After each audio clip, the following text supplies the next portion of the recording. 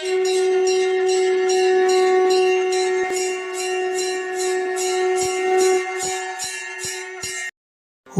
ஸ்ரீ குருப்யோ நமः.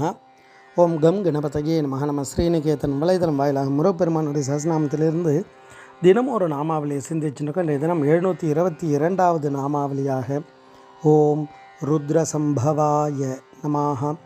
முருகப்பெருமான் இந்த நாமாவளி சிவபெருமானிடம் தோன்றியவர் அப்படின்றத வர்ணிக்கிறது.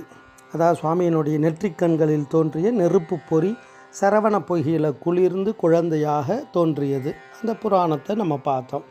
இப்போ இந்த இடத்துல ருத்ராஹா அப்படின்ற அந்த நாமத்தினுடைய மகிமை என்ன அப்படின்னா, ருத்ரதேவன், சிவன், நெருப்பு, எண் 11 இதெல்லாம் குறிக்கும்.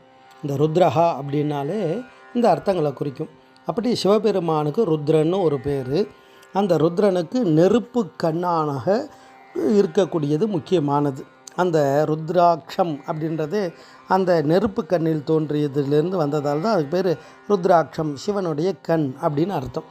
அப்படி அந்த நெற்றி கண்ணிலிருந்து தோன்றியவர் குமார பரமேஸ்வரன்.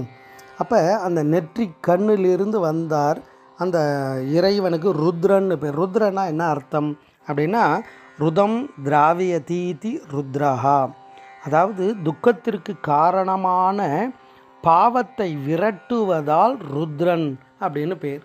அப்பேற்பட்ட எல்லா துன்பத்திலிருந்தெல்லாம் விடுபடுவதற்காக உயிர்கள் தேவர்கள் எல்லாம் விடுபடணுன்றதுக்காகவே அந்த பாவத்தை அசுர சக்தியை விரட்டுவதற்காக தோன்றியவர் குமார பரமேஸ்வரன்.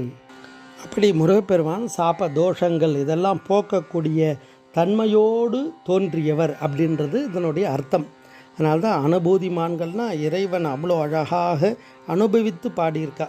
திருப்புகழில் சொல்லும்பொழுது, இருள் மூடி சுத்த மதி போய் வினை துட்டனவனாய் மன துக்கமுறவே மிக சுழலாதே சொற்கள் பல நாவினில் தொட்டு உன் இருதால் தொழ சொற்கமல வாழ்வு சற்றருள்வாயே அப்படின்னு கேட்பார்.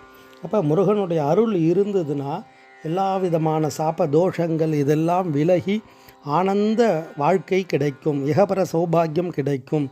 அந்த தன்மையோடு அதற்காகவே தோன்றியவர் அப்படின்றது தான் நாமாவளியினுடைய தத்துவம். ஓம் ருத்ர சம்பவாய நமः. ஸ்ரீ குருப்யோ நமः. ஓம் சும் சுப்பிரமணியாய நமः.